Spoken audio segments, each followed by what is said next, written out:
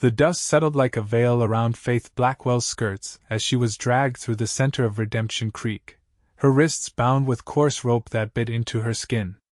Blood trickled down her right temple where the butt of a revolver had struck her just hours before, and yet she refused to lower her gaze as the crowd gathered to witness her humiliation or worse. New Mexico Territory, 1873. Faith had arrived only 3 months prior, a young woman of 22 fleeing the memories of a Boston life that had crumbled around her.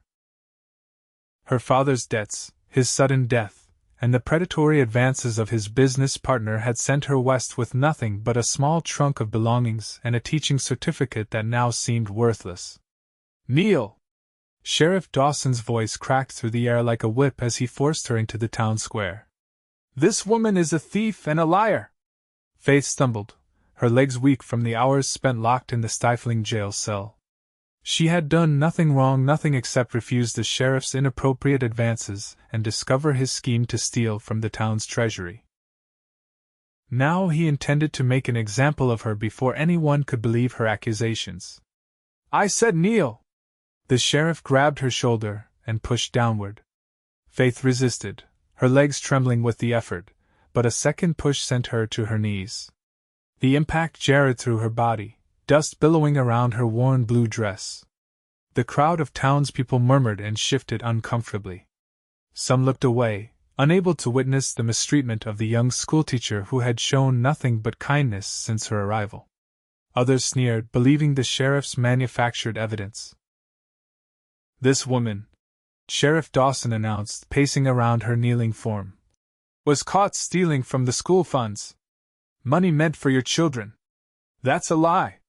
Faith's voice rang out, stronger than she felt. "The sheriff is the thief. I found his ledger." A sharp slap silenced her, sending her sideways into the dirt. Faith tasted blood as her lips split against her teeth, but she pushed herself back to her knees, refusing to stay down. "Enough of your lies," Dawson growled, loud enough for only her to hear. "No one's going to believe a penniless outsider over me."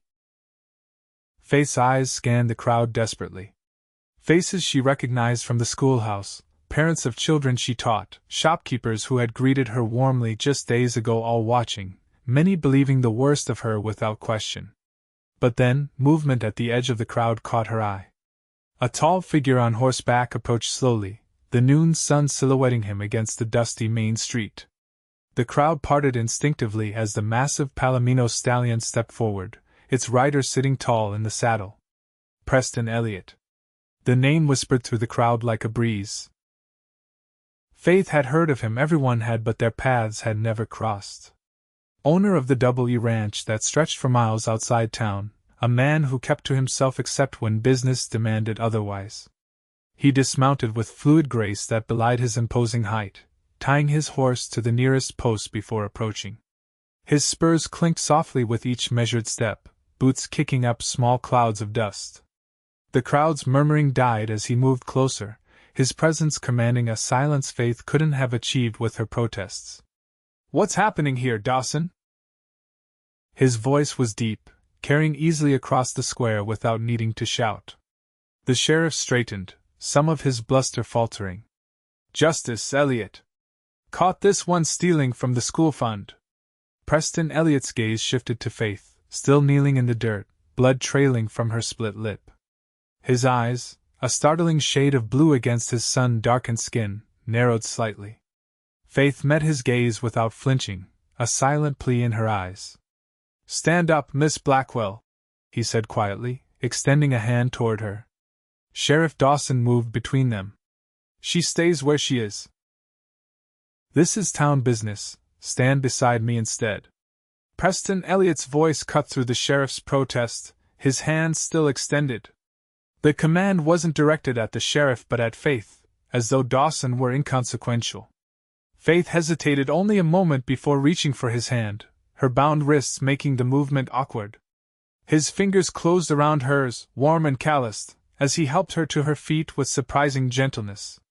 "You've no right to interfere with the law, Elliott," Dawson sputtered, his hand drifting toward his holster. "The law?" Preston's voice carried a dangerous edge as he positioned himself slightly in front of Faith. I wasn't aware public humiliation was part of territorial law. Nor false accusations. A murmur rippled through the crowd. Faith noticed Mrs. Henderson, mother of her youngest student, step forward. Sheriff, Emily says Miss Blackwell's been using her own money to buy supplies for the children. Doesn't sound like a thief to me. And she refused payment for tutoring my boy after hours, added Mr. Wilson, the blacksmith. Preston's eyes never left the sheriff's face.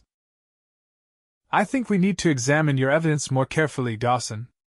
And those town ledgers Miss Blackwell mentioned. The sheriff's face flushed crimson. This is outrageous. I won't have my authority questioned by someone who pays half the taxes that keep this town running? Preston finished for him. I think you will. He turned slightly to address Judge Harmon, who had emerged from his office across the street. Judge, I believe this situation warrants a proper investigation before any punishment is carried out. The judge, a stern but fair man in his 60s, nodded slowly. I agree, Mr. Elliott. Sheriff, release Miss Blackwell into Mr. Elliott's custody until we can sort this out properly. Dawson's face contorted with fury, but with the crowd's sentiment clearly shifting and the judge's directive, he had little choice. He roughly cut Faith's bindings with a knife from his belt. You'll regret this, he hissed at her before stalking away. Faith rubbed her raw wrists, suddenly aware of every eye still upon her, of her disheveled appearance, of the blood drying on her temple and lip.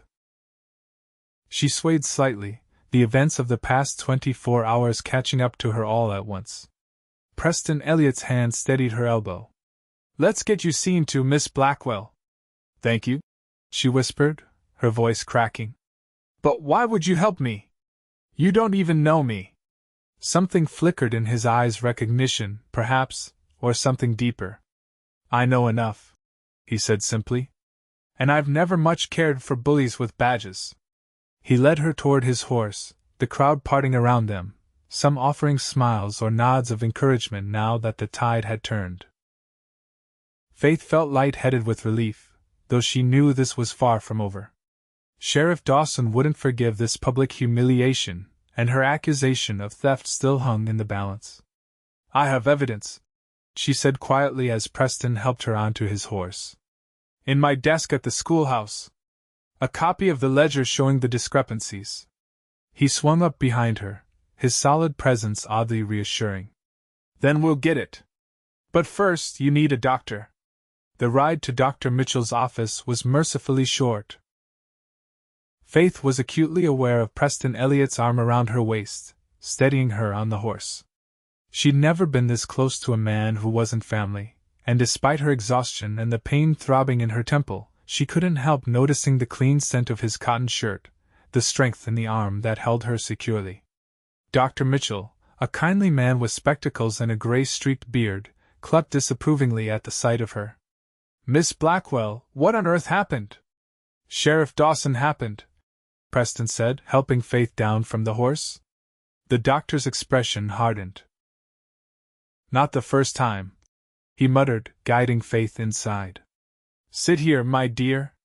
Let me clean these wounds. Preston remained by the door, hat in hand, his tall frame seeming too large for the small office. I'll wait outside, he offered, clearly sensing Faith might want privacy.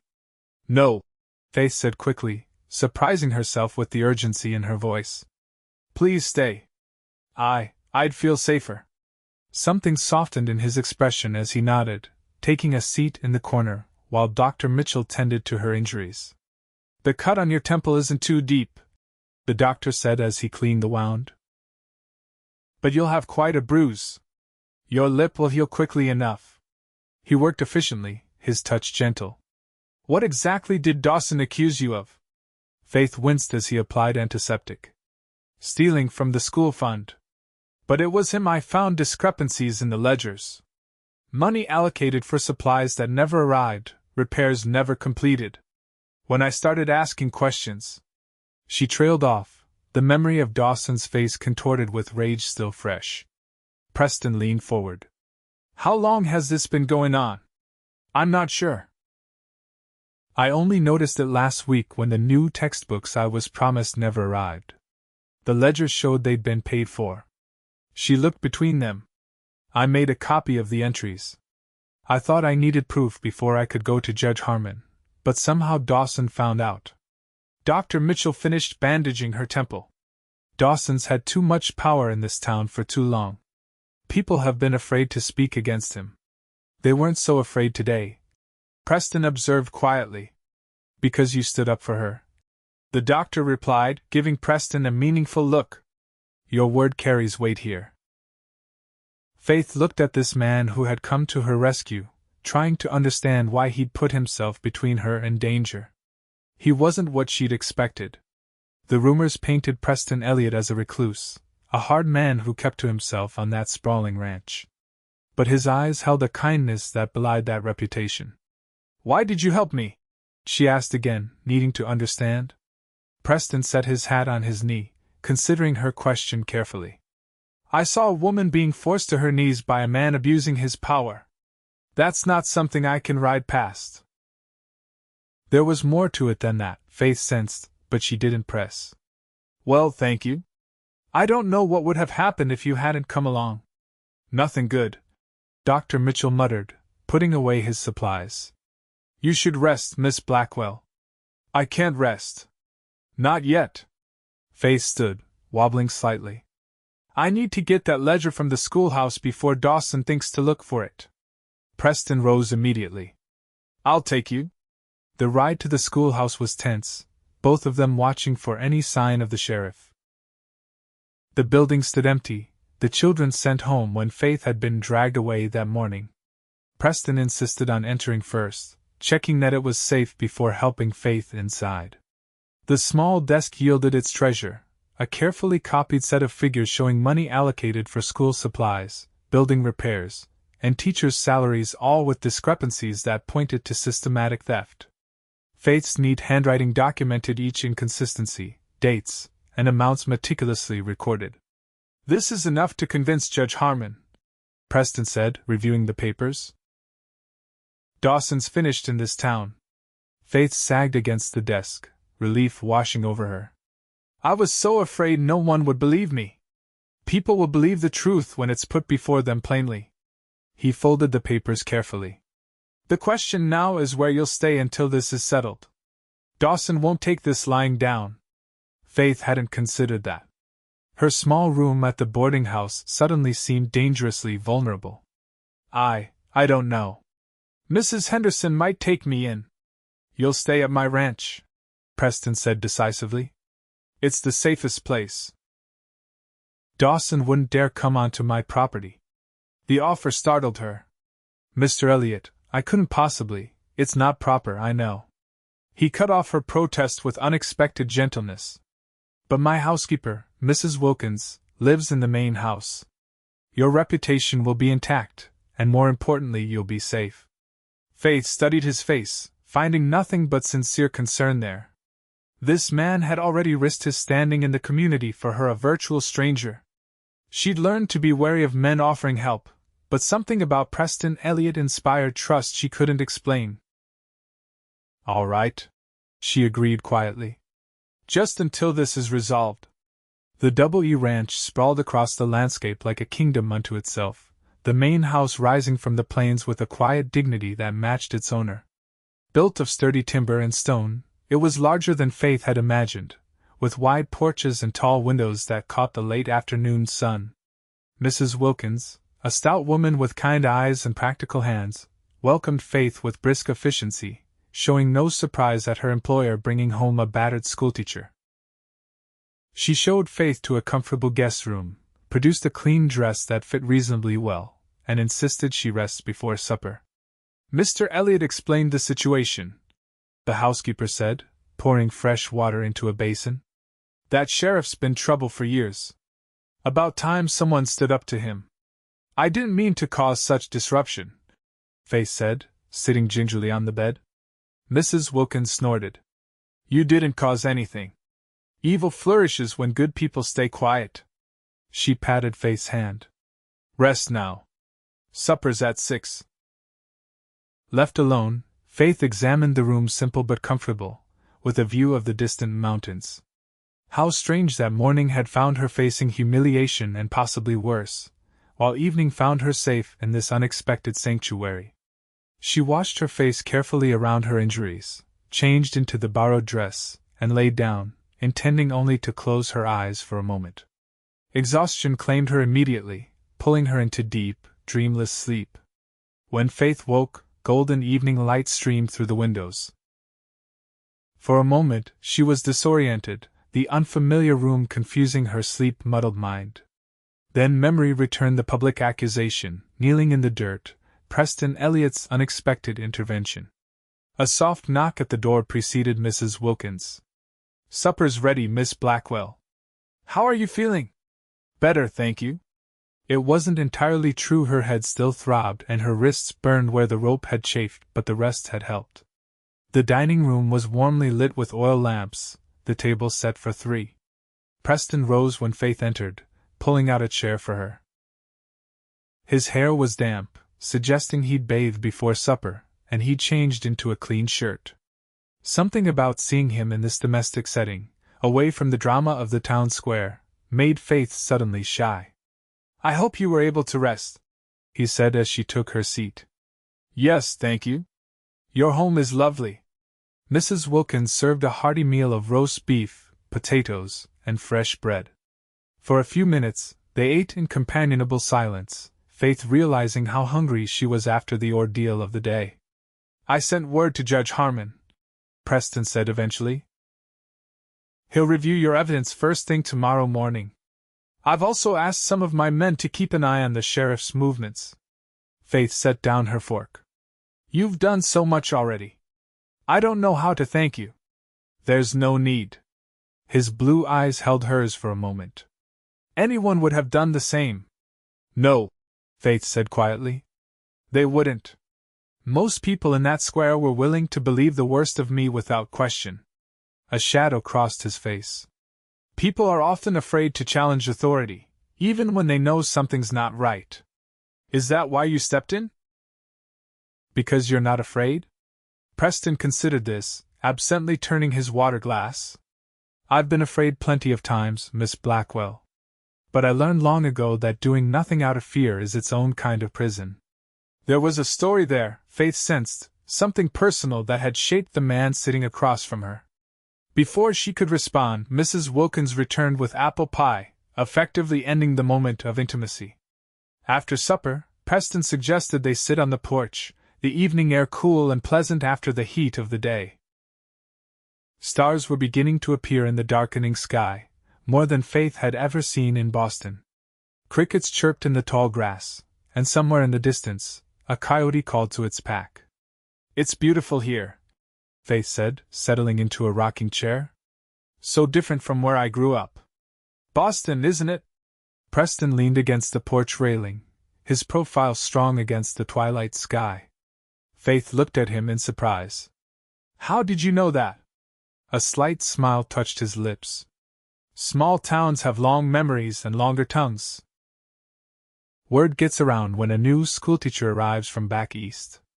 "And what else did those long tongues tell you about me?" "That you're well educated, kind to the children. That you came west alone, which takes courage." He glanced at her. "They also said you turned down 3 proposals since arriving." Faith felt her cheeks warm. 2, actually. "Mr. Henderson is married. He was simply asking if I'd consider tutoring his daughter." She paused. "I didn't come west looking for a husband, Mr. Elliott. I came for independence." "Preston," he corrected gently. "And I admire that. Independence isn't easily won, especially for a woman." They fell into conversation naturally, Faith sharing stories of her first week's teaching in Redemption Creek, Preston telling her about the challenges of the spring cattle drive. As night deepened around them, Faith found herself drawn to his quiet strength, his thoughtful observations, the occasional flash of dry humor. "May I ask you something personal?" Faith ventured when a comfortable silence had settled between them. Preston nodded, his expression open. "People in town speak of you as some sort of mystery. They say you rarely come to town, that you keep to yourself." Why is that? He didn't answer immediately, his gaze drifting to the distant mountains. After my wife died, I found town difficult. Too many well-meaning questions, too many pitying looks. I'm sorry, Faith said softly. I didn't know. It was 5 years ago. Childbirth. His voice was steady, though Faith could hear the old pain beneath the words. Sarah was everything to me. When she died, a part of me wanted to disappear with her. But you didn't. No. I had responsibilities, the ranch, the people who depend on me for their livelihood. He turned to look at her fully. Time doesn't heal all wounds, Miss Blackwell, but it does teach you to carry them differently. Faith understood loss all too well, her mother's death when she was 14, her father's more recent passing. Faith, she said. If I'm to call you Preston, you must call me Faith. His smile was gentle. Faith, he repeated, as if testing the sound of it. It suits you. The next morning brought Judge Harmon to the W Ranch, his expression grave as he reviewed Faith's evidence. Preston had summoned 2 prominent town businessmen to witness the proceedings, strategic choices that would ensure the matter couldn't be swept aside. This is damning, Miss Blackwell, the judge said finally. Combined with testimonies I've gathered since yesterday, it's enough to remove Dawson from office and bring charges. Faith's relief was palpable. What happens now? I've already sent for the federal marshal. He should arrive by tomorrow. Judge Harmon closed the ledger. In the meantime, I suggest you remain here where it's safe. Dawson was seen drinking heavily at the saloon last night, making threats. Preston's jaw tightened. My men will continue to watch the property. After the judge and the businessmen departed, Faith found Preston in the stables, checking his horse's hooves. She watched him work for a moment, admiring the gentle way he handled the massive animal, the confidence in his movements. The judge thinks it will all be over soon, she said, approaching slowly to avoid startling the horse. Preston straightened, absently patting the Palomino's neck. Good. You can return to your teaching without this hanging over you. Yes. Faith hesitated, suddenly uncertain. Their time together had created something unexpected, a connection that felt significant. I wanted to thank you again for everything. You've thanked me plenty, he said with a small smile. I'm just glad you're safe. An awkward silence fell between them, filled with unspoken questions about what would happen once she returned to town, once the immediacy of danger had passed. Would you like to see the rest of the ranch? Preston offered suddenly. We could ride out after lunch, if you're feeling up to it. Faith brightened. I'd like that very much. They spent the afternoon on horseback, Preston showing her the boundaries of the Double E, pointing out landmarks and sharing stories of the land's history. Faith rode a gentle mare named Daisy, gaining confidence as the hours passed. The vast open spaces filled her with a sense of freedom she never experienced in Boston's crowded streets. They stopped to rest by a small creek, letting the horses drink while they sat in the shade of a cottonwood tree.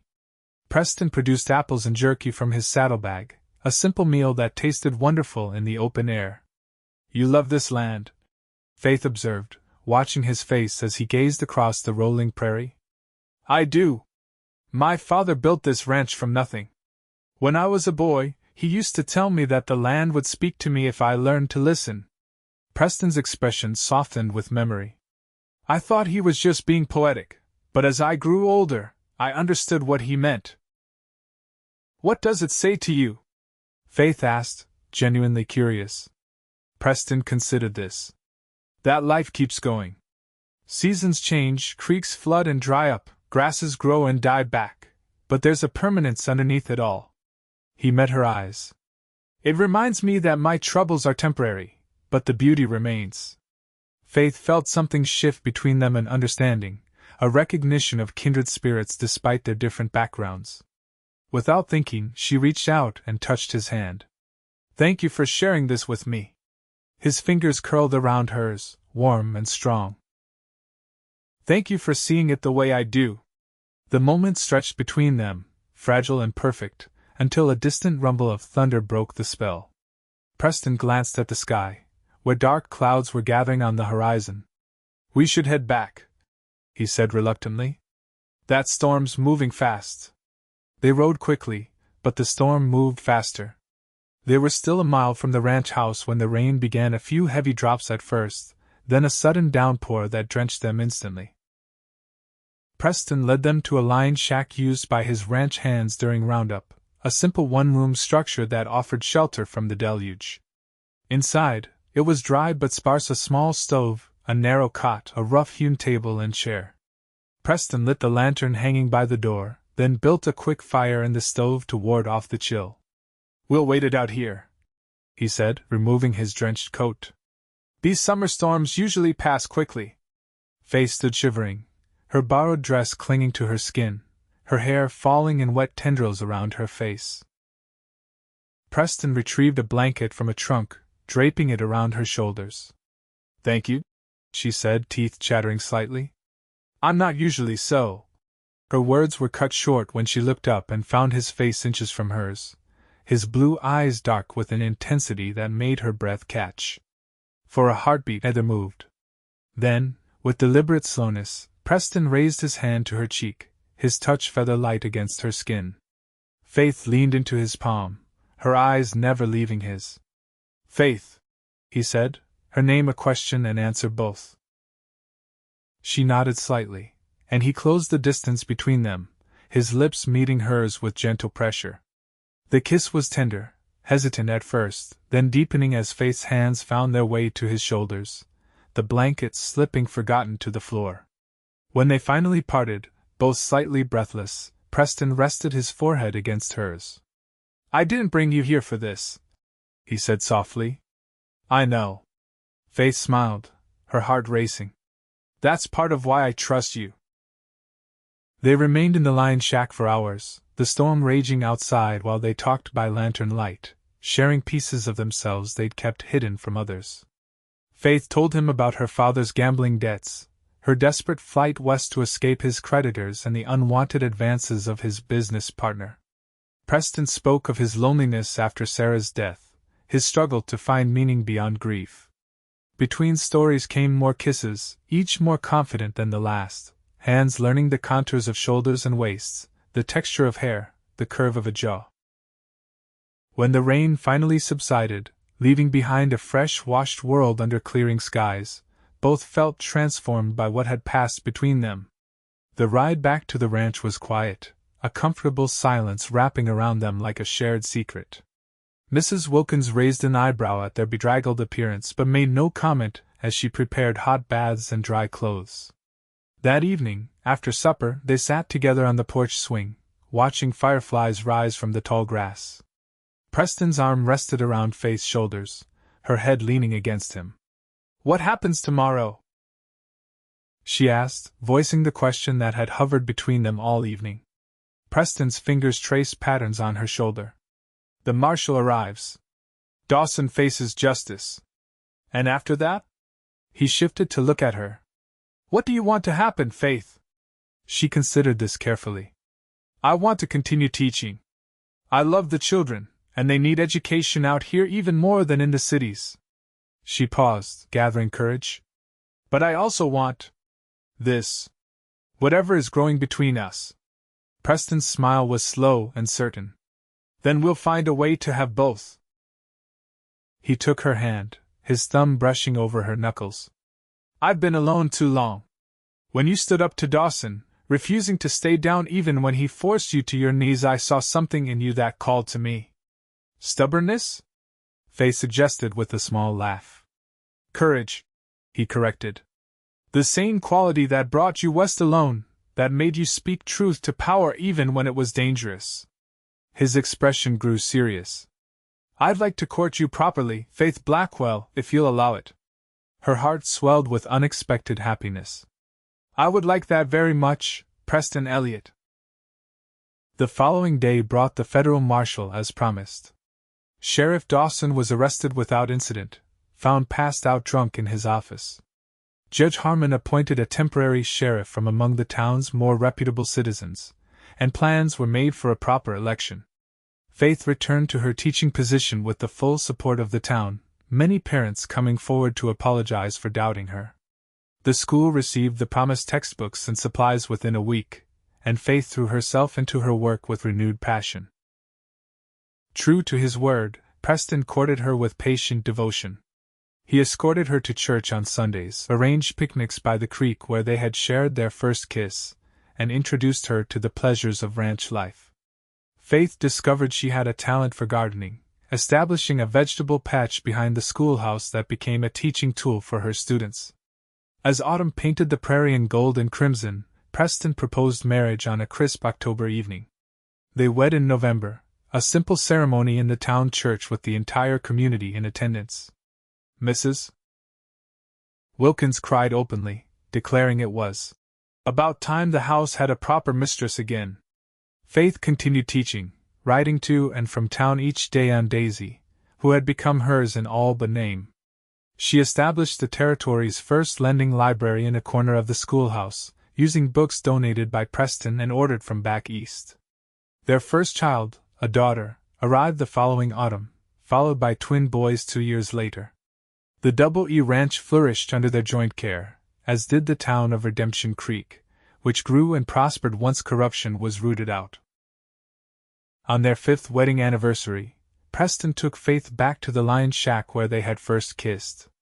He had renovated it in secret, transforming the simple shelter into a private retreat.